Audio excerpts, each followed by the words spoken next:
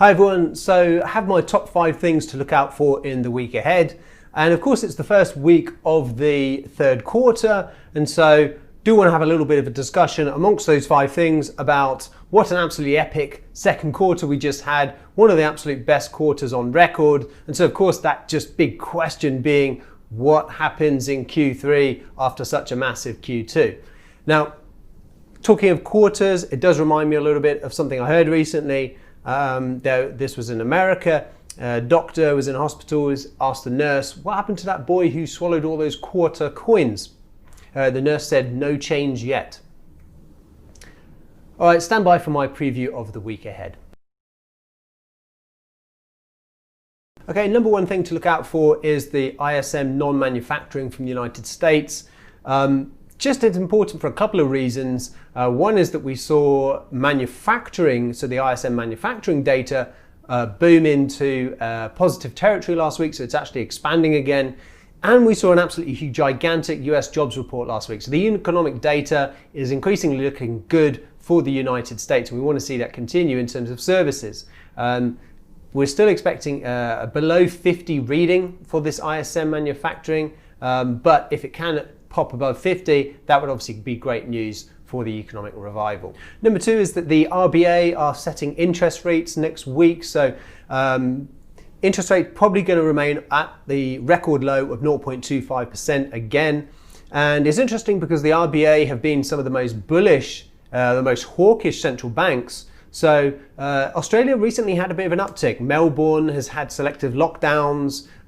We've had some of the highest cases in Australia since April. And so it'll be interesting to see if the RBA lose some of that hawkishness, if they hint that if it were to continue, they might have to act. That might undo some of the recent strength in the Australian dollar, which has really been firing up alongside the S&P 500 and has had an absolutely massive quarter, especially against the dollar. Okay, the other thing to look at was Chinese inflation data. We've got CPI and PPI from China coming out this week.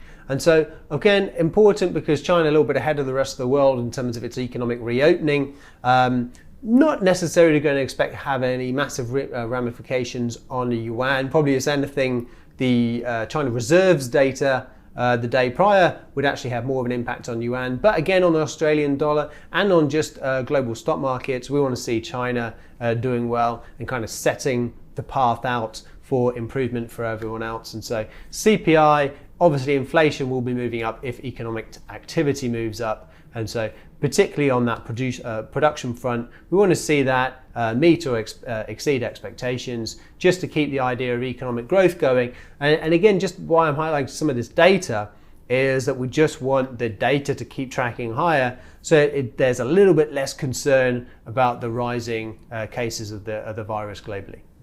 So the fourth thing on the list was just these economic forecasts from the European Commission. Not that these forecasts are ever likely to come true, but we have seen these agencies getting pretty dour in their forecasts of late, and would expect another downward revision from the European Commission. Not putting massive weight on this in terms of a big driver for markets, but the more the forecast gets set lower, the interpretation for markets in the last quarter at least has been that this just means that governments will spend more and central banks will print more money in order to keep the recovery going in the face of such bad forecasts. So actually, not necessarily a belief that these forecasts come true, but it's more about the policy response to try and avoid them that markets are reacting to. And last but not least was just what I mentioned in the introduction there, is about the quarterly performance in Q2. Let's just run down some of the details there. S&P 500 up over 20%. Best return since 1998, predating the dot-com bubble. The Dow Jones, best monthly return since 1987. Oil, best return in 30 years for the quarter. Gold, up near 8-year highs, and best since 2016. And even in currency markets, they're a bit more choppy. We're trying to get a direction on the dollar, but still mostly a pretty weak quarter for the US dollar. It was really dollar weakness across the board with some real outperformance, as we mentioned just prior, with the Australian dollar. So the question is, can all that continue? Well, let me just quickly talk about the fundamentals, then I'll talk a little bit about the psychology of it. Fundamentals wise, Okay, I think it pretty much stacks up as in we've priced in a recovery now, more than priced in, just the fact that we're not going to go back down to a full lockdown and the economy is not going to come to a complete stop like it did in March and April again. So it's just a matter of how quickly or how slowly the economy recovers. So we do need to see the economic data continue to track higher in order to have that belief in the economic revival. The other thing is that, of course, governments and central banks have been spending huge amounts of money, and we need to see that continue. So if the data does drop, that doesn't necessarily need to be the end of the rise in these markets that are pricing in economic growth. It just means that they have to set back when that happens, but they need a policy response. And so we do have the prospect of the EU Recovery Fund being agreed in this quarter, and we have the prospect of a second stimulus package in the United States and small little government stimulus packages elsewhere. So if all those fundamental parts play in together as they have in the last quarter, it spells out more gains in the markets. The risk to the overall situation, of course, is the pandemic. We don't know how it turns out yet. We don't know if the second wave that we're seeing a little bit in some places now really picks up and forces a full lockdown. We did hear a WHO official suggesting that might be necessary. Doesn't seem likely at this point. And of course, as we head into autumn, the question is, how does this virus interact with the flu? We don't know.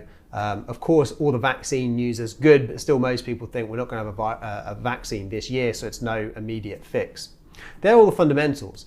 What's more interesting actually is that if you look back in history and you look in terms of when the S&P 500 has had an absolutely massive quarter like it just did, in the 10 best quarters the S&P 500 had since 1950, in all 10 of those instances, the following quarter saw a positive return. And actually 9 out of 10 of those, then there was a positive return a year later in the stock market. So actually, the psychology of it is that sellers have been completely washed out here. The sellers are completely demoralized, don't believe in their position anymore after being so consistently wrong in the quarter.